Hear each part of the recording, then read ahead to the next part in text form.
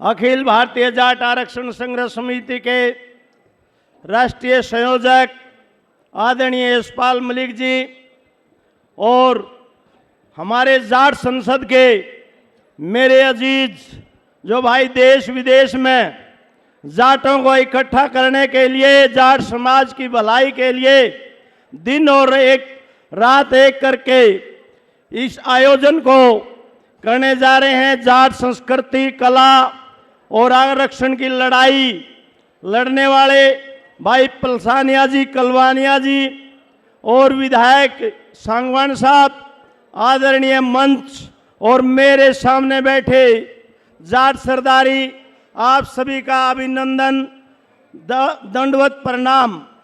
मैं तो भाई आप सबसे एक ही बात पूछना चाहता हूं, भाई आप सब जाट सरदारी यहाँ बैठी है कि जाट के आरक्षण चाहिए कि नहीं चाहिए?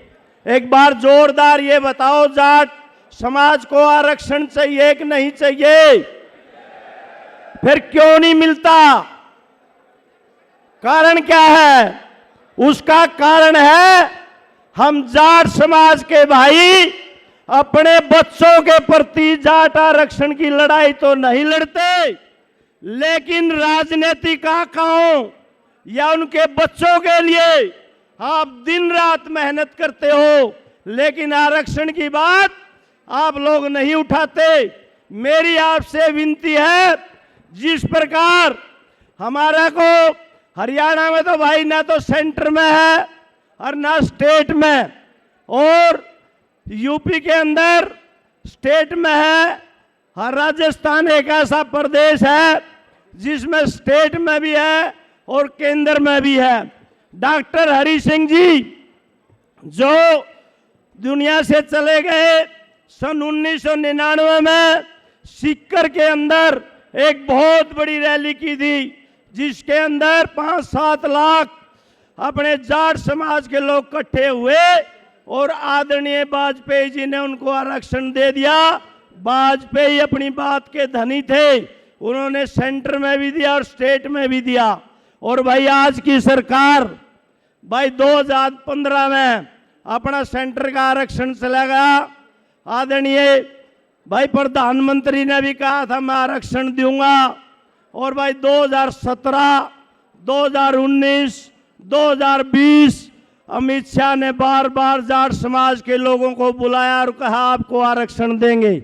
लेकिन जो हमारे बुजुर्ग वहां जाट आरक्षण के लिए गए थे, क्या उनका फर्ज नहीं बनता भाई जाट को आरक्षण क्यों नहीं दिया? बनता है कि नहीं बनता? तो पूछने का फर्ज है। तो मेरी एक ही विनती है जाट समाज के भाइयों से, जब भी कोई नेता है कोई भी, तो उससे भाई कहो भाई जाट को आरक्षण दिलाओगे कि नहीं दिलाओगे? उससे पूछो भाई हमारे को आरक्षण क्यों नहीं है? अभी यूपी के अंदर बैकवर्ड का हमारे को जाट समाज में ओबीसी में आरक्षण है। हमारे 9 बच्चे बच्चियां, कोई जज बन गया, कोई यूपीसी, कोई पीसीएस में आ गया।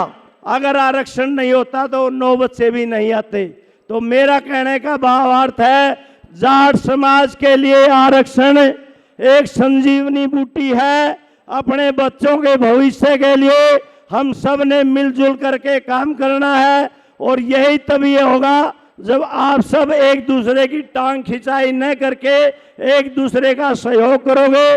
और जब भी कोई भी नेता, कोई भी आपका मंत्री, एमपी आपके पास आए तो आप उससे पूछना भी हमारे को आरक्षण दोगे कि नहीं दोगे? आपने एक ही मन बनाना है।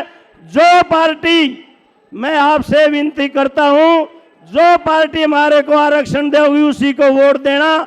आपका बहुत बहुत धन्यवाद। जय हिंद, जय जाट।